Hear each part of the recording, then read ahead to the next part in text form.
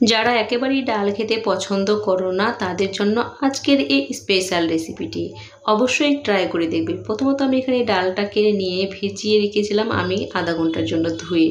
এখানে আমি দুই রকম ডাল নিয়েছি, মুগ ডাল, মসুর ডাল দিয়ে আমি ওটাকে একটা শুকনো প্যানের মধ্যে সামান্য তেল দিয়ে আমি ওটাকে সেদ্ধ করে নিচ্ছি প্রেশার কুকারে। আর এদিকে আমি কড়াই বসিয়ে দিয়েছি, কড়াইয়ের মধ্যে দিয়েছি তেল, তারপরে একটা বড় সাইজের পেঁয়াজ কুচি দিয়েছি, কয়েকটা কাঁচা লঙ্কা, আর দিয়েছি আদা রসুনের পেস্ট 1 টেবিল চামচ, দিয়ে দিলাম একটু জল, তারপরে দিলাম টমেটো কুচি দুটো বড় সাইজের, আর বাকি মশলাগুলো লবণ দিয়েছি, হলুদ গুঁড়ো, জিরে গুঁড়ো, ধনের গুঁড়ো, আর দিয়েছি লঙ্কার গুঁড়ো আর একটু কাশ্মীরি লঙ্কার গুঁড়ো দিয়ে সমস্ত কিছু ভালোভাবে এখানে আমি মিশিয়ে নিয়েছি। দিয়ে এটাকে কষাতে থাকবো। আর এই দিকে বসিয়ে দিয়েছি আমি মাছের মাথাটাকে ফ্রাই করে নিচ্ছি। হ্যাঁ, আজকে আমি মাছের মাথা দিয়ে মুগ ডাল বানাবো, মানে মুড়ি ঘন্ট।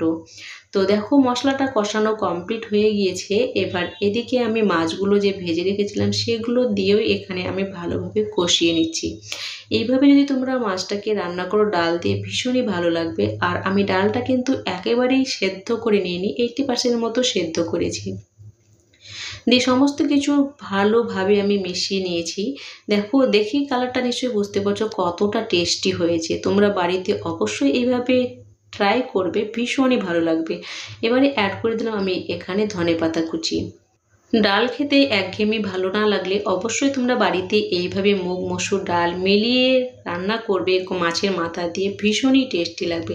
যারা একদমই ডাল খেতে পছন্দ করে না তারাও এই ডালের প্রেমে পড়ে যাবে।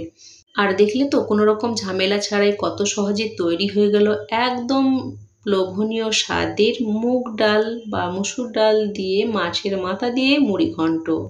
এই ডালটা যদি থাকে তাহলে 1 প্লেট ভাত নিমেষেই শেষ হয়ে যাবে। আশা করছি তোমাদের আজকের এই রেসিপিটি ভালো লেগেছে। ভালো লাগলে অবশ্যই সাবস্ক্রাইব করে পাশে থেকো। রেসিপিটি বাড়িতে ট্রাই করো।